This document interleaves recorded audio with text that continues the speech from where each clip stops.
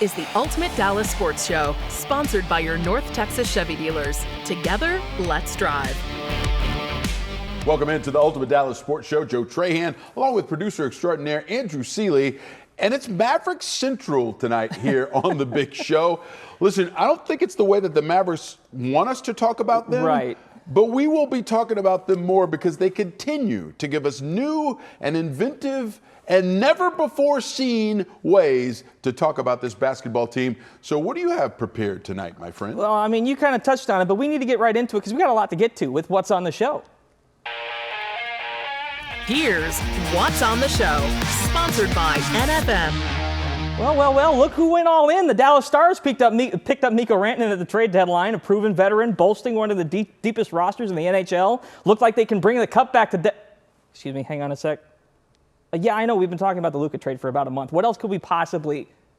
Kyrie Irving went down. Oh, that's not good. They raised season ticket prices. Who the hell came up...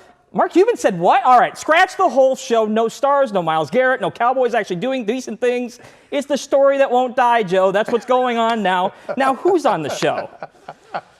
Okay, very good. First of all, your acting's very good. It's working on it. Yeah, I like that. That was very well done. The fake ear thing always works. Maybe not. I don't think about that. No, move on. But I know this will work because we got my man, Tim MacMahon, ESPN's NBA reporter, and he's also got out a new book. He's literally now the man who wrote the book on Luca Doncic. We will get into the book here pretty soon, but first, we do want to get you caught up with what's going on in Maverickville now. And Tim, you were at the game today. In fact, you asked one of the questions that probably got the best response and was funniest to Jason Kidd, because after Dwight Powell and Kessler Edwards knock heads, literally, the Mavericks were down to seven healthy players. I know you've been covering that league for a long time. Have you ever, Tim, seen anything like this? Joe, you've got to have 8 active to have a legal roster, okay? And by the way, they really were down to 5. Brandon Williams, the guard on a two-way deal who had a career high last game, was in the starting lineup. He went out with a hamstring tightness. Thank goodness for them that Kessler Edwards actually could come back. Big old bandage above his eye, but he could come back in because Caleb Martin, Dante Exum, they're on minutes restrictions. They hit those in the fourth quarter. So Kessler Edwards comes straight from the locker room, checks in at the scorer's table about midway through the fourth quarter, and Jason Kidd literally did not have an available sub other than that. Like you said, he looks down the bench, it's nothing but street clothes and guys in the back getting stitches. Dwight Powell did tell me that he would be able to play tomorrow night in San Antonio. That gets them back up to the league minimum 8. He kind of's got a little Herman Munster, Frankenstein type of vibe going on, though. He's got 7 stitches right across his forehead. Oh, my God. And that, 7 stitches across the forehead that's about how Mavericks fans, I imagine, are feeling right now. If you told the story of what has happened to the Dallas Mavericks in the last month plus, if you wrote this story in a screenplay, producers everywhere would just throw it back in your face and say, listen, you don't understand the league. That's not how it works. That's not how it goes. Is there anything in particular about this entire saga, Tim, that has really stuck out for you in terms of, man, I didn't have that on my bingo card? Oh, it would probably start with the most shocking trade, maybe in pro sports history, certainly in NBA history. And you talk about things that don't happen. 25-year-old generational talents, fresh off leading their team to the finals after leading the league in scoring, don't get traded unless they have the proverbial gun to the head of the front office. And we all know that's not the case here. Luca Doncic, at this point, was happy to be in Dallas, looked forward to signing that Supermax contract. So you start with that. I've never seen in all of my days covering the NBA any trade that compares to this. Every other time that level of a superstar got traded, it's been because he demanded, or at the bare minimum, requested a trade. So, you start there. We've never seen anything like that. No, I think you're right. That is where you start. But even then, after that, the dumb luck aspect of this whole thing, I mean, that's every bit as unprecedented as the trade. I mean, I just can't believe the way these dominoes have fallen one after another to put the Mavericks where they are now. And where they are now, feels like a ship without a rudder. It feels like they're going nowhere. And I know that's overstating it a little bit. How do you see where they are right now, the state of the Mavericks? Tim? Well, and look, it started literally Anthony Davis's debut with the Mavericks, and it was the entire AD storyline arc in a 31-minute span, where that first half he was as dominant as you could imagine a big man being, just doing everything. And then third quarter, he was hurt when the trade was made. The third quarter, it's essentially an aggravation of that injury. Says after the game, I don't think it's anything serious. Well, we haven't seen him in a Mavericks uniform since. It remains to be seen whether we see him in a Mavericks uniform this year. They were hoping to get him and Derek Lively back for the last 2 or 3 weeks of the regular season. I think at this point it's fair to ask, why would you do that? Look, Kyrie Irving, I know the minutes police have been out there. And look, minutes are a concern for a reason, but that was a freak accident. He gets bumped and steps on Valanciunas' foot. Unfortunately, as soon as you saw the replay, like the best news you could hope for wasn't going to be good news, but a torn ACL is what it is. That's going to knock him out, obviously, the rest of this season, likely a chunk of next season. And this 3 to 4 year time frame that Nico Harrison talked to us about, creating where the Mavericks were in position to be potentially a contender during that span. Well, year one is out the window, and year two is certainly looking shaky. Tim, far be it for me to give more voice to some popular fan conspiracies here at this point, but for people that look at what's going on right now and just say the Mavs front office should admit this is a mistake and punt on the whole experiment altogether right now, to where that is the only game Anthony Davis plays in a Mavs uniform, what do you say to those people, or the people that think that's a good idea for a franchise that essentially tied themselves to however this thing plays out? Well, one of the people saying that is Tim Bontemps on the Hoop Collective, the podcast that I'm on a regular basis. And listeners of that know you never want to be on Bontemps' side on anything. So that's the first place that I would start with that. The other thing I would say, though, is, look, this franchise pivoting into a rebuild, which a trade of Anthony Davis almost certainly would be, like, that makes no sense. Not that trading Luca Doncic did, but building that contender around Luca Doncic successfully, I might add, the Mavericks gave up control of their first-round picks in 27, 28, 29, and 30. So you're going to pivot into a rebuild? You know who loves that? The Charlotte Hornets. They got your top 2 protected pick in 27. You know who really loves that? Your closest geographic rivals. OKC, unprotected swap in 28. The Rockets now have control of that 29 pick. And the San Antonio Spurs, from the Grant Williams sign and trade, might I add, the San Antonio Spurs have unprotected swap rights in 2030. So trade AD to go into a rebuild, great. Your rivals love that idea. Unbelievable. Thanks for breaking it down. That's great stuff. That's the way to do it, right? Just spell it out. Listen, the die's been cast. They've crossed the Rubicon. Now they have to play this thing out with the way it's set up, as painful as that may be. All right, we got to take a break, but coming up, we're going to dive into the book. Tim MacMahon's written a great book on Luca Doncic, the Wonder Boy. We're diving in next on the Ultimate Dallas Sports Show. Today's headlines, sponsored by your North Texas Chevy dealers. Myles Garrett is staying in Cleveland. The Arlington Martin grad agreed to a record contract extension with the Browns, 4 years, $40 million per year, with $123 million guaranteed. He is now the highest paid non-quarterback in NFL history.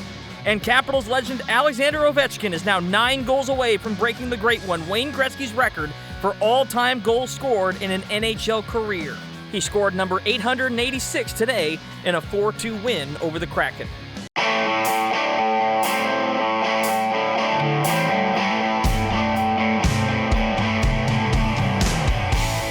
Joe, 2 things. First of all, I have become the hockey guy on this show that just reminds people for about 5 seconds every segment that hockey does indeed exist. But secondly, Ovechkin is a great example of what happens when a franchise actually trusts that their talent is going to develop and continue over a span of time.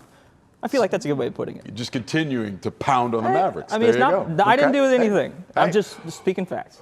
Well, the person that the Mavericks did not have that same trust in is the subject of the brand new book by our guest tonight, Tim MacMahon, ESPN's NBA reporter. And Tim, let's talk about the Wonder Boy. How did it come about?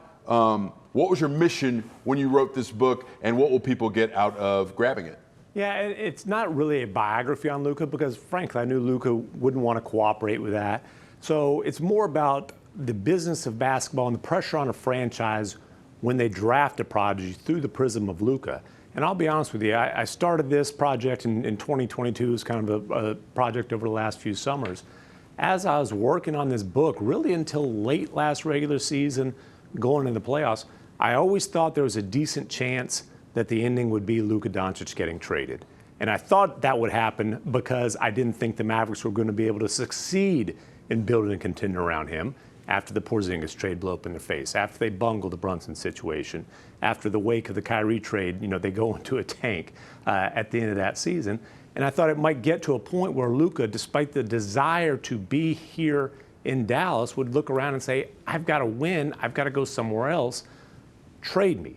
I never imagined that it would end in a trade because the Mavericks, months removed from a finals appearance, when he led the NBA postseason in points, assists, rebounds, and steals, something that had never been done before.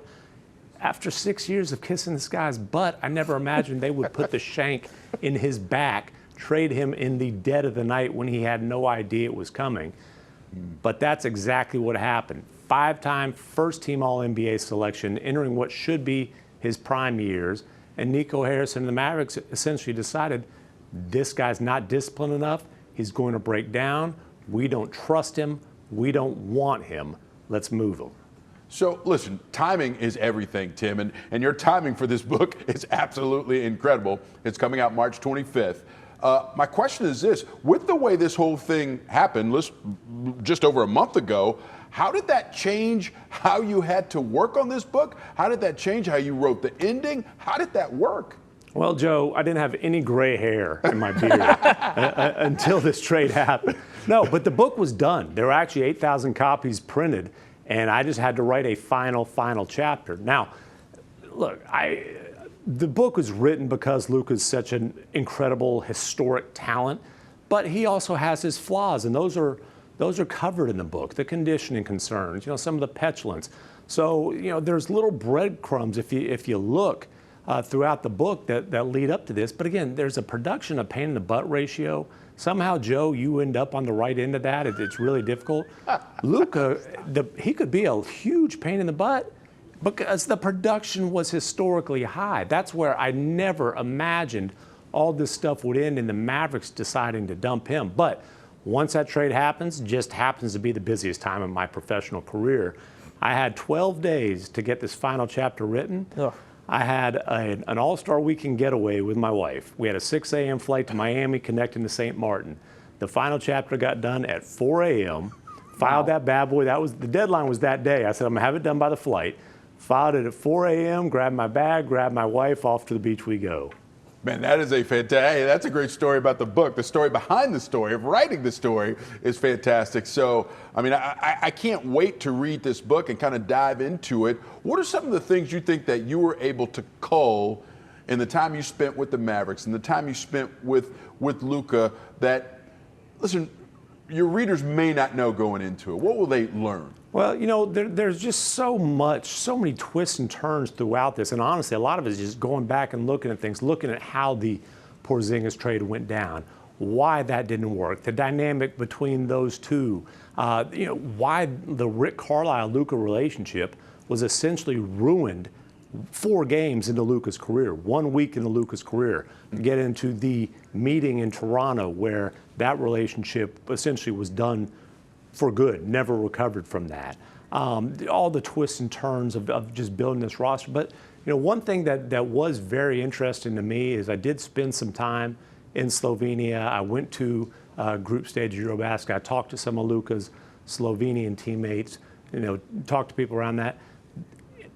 Luka Doncic is naturally a very loyal person, and that is reflected in the relationships that he has with those guys on the Slovenian national team, is reflected in the fact that he plays every single summer for his national team, which is not the norm for NBA superstars. Usually it's kind of a case-by-case, how do I feel this summer type of deal. It's reflected in the fact that he plays for the Slovenian national team at all. This is a guy, he had options. He had a Spanish passport. He was not tied to the Slovenian national team. Spain is an international power. There was a lot written and said in Spanish media while he's with Real Madrid of, hey, let's get this guy. He's going to be the successor. He's going to take the torch from the Gasol brothers. But Luka's thing was, I'm Slovenian. I'm playing for my country. So again, while there's been fear within the Mavericks organization in previous years about it getting to a point where Luka might request a trade, naturally, he is an extremely loyal person. I would say he's the guy, it's hard to earn his trust.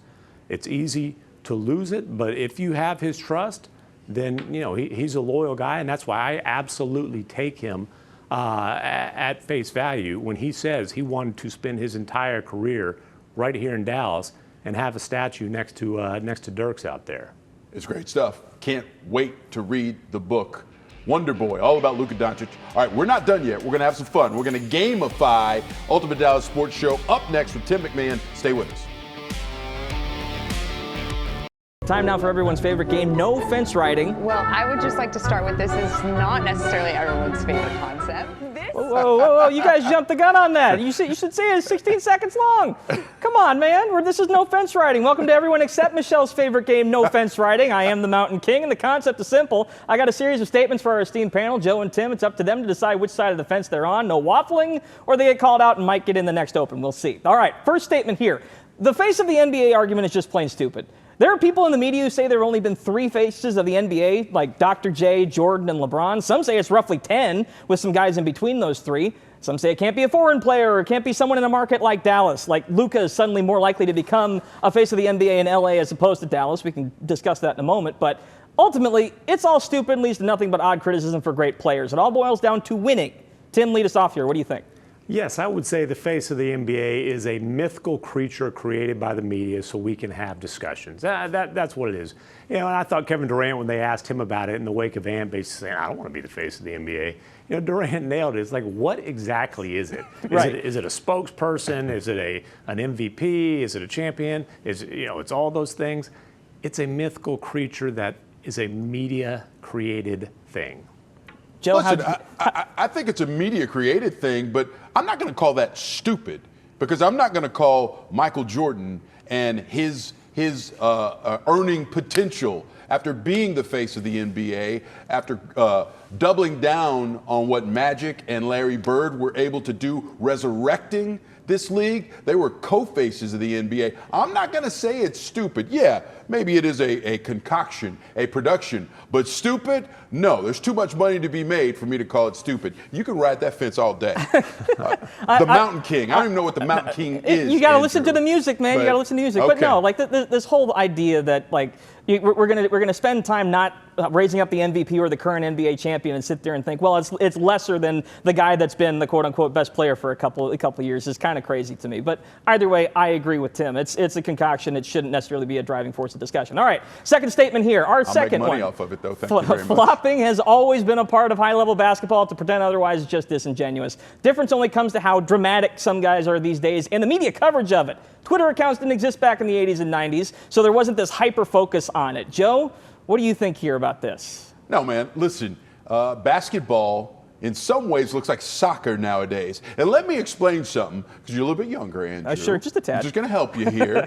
Back then, they weren't flopping. They were actually getting knocked down. Because please. Back in the day, there was physicality in this league, the likes of which none of the players now know anything about. That was not flopping. When Bill Laimbeer was leaning on you and knocking you down, when Michael Jordan was going through the lane, that was not flopping. That was not flopping. Tim, jump in here. Hey, listen, of course flopping's always been a part of basketball, and physicality is not a part of today's NBA.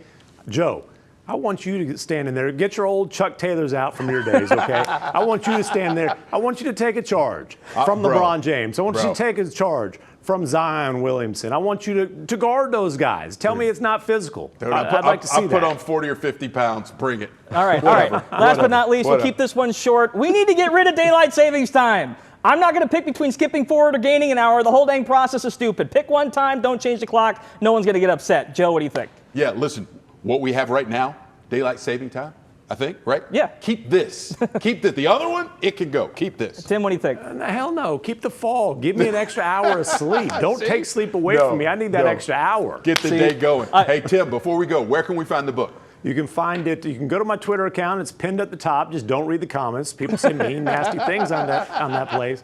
And then it's you can find it in all the bookstores, Barnes and Nobles, anywhere that you buy books, Amazon, all those type of things. Available for pre-order now.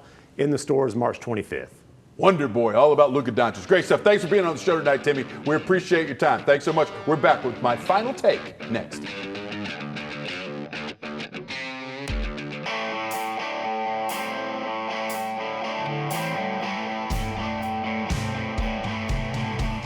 Welcome back to the Ultimate Dallas Sports Show. Time now for Joe's final take.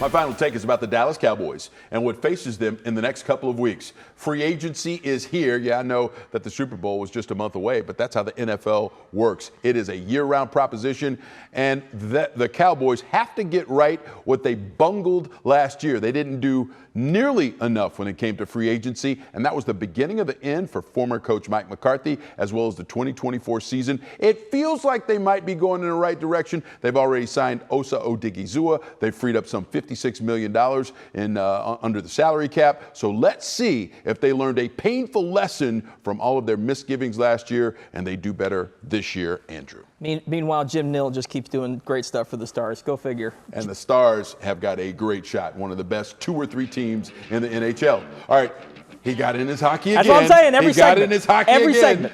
All right, that'll do it for the Ultimate Dallas Sports Show. For Andrew Cely, I'm Joe Trahan. Thanks so much for watching, everyone. This has been the Ultimate Dallas Sports Show, sponsored by your North Texas Chevy dealers. Together, let's drive.